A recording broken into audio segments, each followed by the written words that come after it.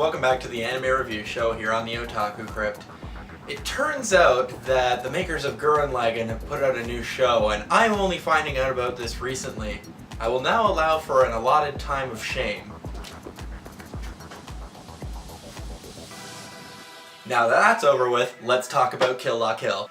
As mentioned, Kill La Kill is a new series from the creators of Gurren Lagann, not put out through Gainax it appears, but through a company called Trigger. Now, aside from being put out through a different company, this has the creators of Gurren Lagann stamp all over it, down to the looks, the music, the general nonsensicalness of this show. But I'm getting ahead of myself there. The show takes place mainly at an academy, which is run by one particular girl, Satsuki, who rules this school. And not in the sense of, oh, she's the most popular one. She rules it with militaristic, dictatorship type form. But we need to incorporate the fantastical reason for why this is. Her and her subordinates are equipped with uniforms that enhance physical prowess and even give fantastic powers called Goku uniforms. This is achieved through a mysterious substance called life fibers, which draw on the blood of the person they're wearing to form a kind of symbiosis, and through that achieve these fantastical effects. And we are quickly introduced to our heroine, Ryoko, who comes to this school searching for the nature and the perpetrator of her father's death. She quickly engages Satsuki's subordinates in a fight and is summarily defeated, despite wielding some sort of half-scissor type sword. Upon her defeat, she returns to her old home, where she immediately falls into the basement and is immediately and forcibly wrapped in a mysterious article of clothing that immediately starts feeding on her blood and giving her the fantastic powers of the Goku uniform. Now, her uniform is special. It is a Kamui, which is composed of 100% of these life fibers, which makes it far more powerful than the Goku uniforms of the people she's fighting. And basically that sets us up for, an action show. It's a very heavy action show.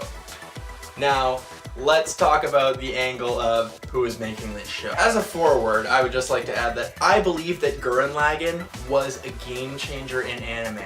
It made nonsensical action comedies a thing again. To me, there hadn't really been a show like this since Fully Cool. Oddly enough, that show was done by the same people over at Gainax, and then later Gurren Lagann, Panty and Stocking, and now Kill La Kill. So it's no surprise that this style has carried through because it is the same people. But I'm not complaining about that because I love Gurren Lagann. It was a show that was funny to watch. It elicited crazy amounts of emotion, and was also a show that at times made absolutely no sense, but you didn't care. And that's basically the same feel you're gonna get from Kill La Kill. As I said, Kill La Kill is a heavy action show, and Ryoko is a fantastic heroine. She is tough, she is beautiful, she is caring of the people around her, and vicious towards her enemies, which is what I believe you need to have in a female character who is going to be doing most of your fighting. Now, like I said before, Gurren Lagann stamp all over this, down to the appearance of things. Like the fact that her uniform has like kind of a high lapel with an eyeball in it, and this eyeball is the exact style of the eyeballs on the mechs from Gurren Lagann. And again, the general nonsensicalness of the show. People are constantly shouting their dialogue for no particular reason, and we go into those hyper sequences where everybody is just moving and shouting, and things are just being said at the top of people's lungs for no reason, but you just love it. You love every second, because almost in a sense it is being more honest about everything. And this general feeling of honesty also carries into the themes of the show. Like Ryoko's Kamui is very revealing, but they draw attention to it right away. But there's also this prevailing theme of clothing versus nudity. The idea of those being controlled wear clothing, whereas those who are free wear less.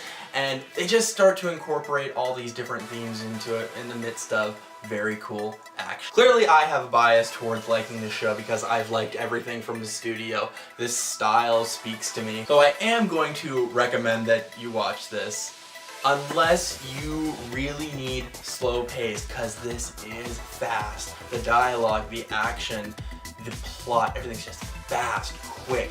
If you need a show with a bit slower pacing, maybe give Gurren Lagann and Fooly Cooly a try, and if you get through them, come over to Kill la Kill. Even if you haven't seen them, but you think you can handle the frantic pace, I recommend that you watch this. This anime is already, breeding with costumes and the fan buzz, and it deserves it.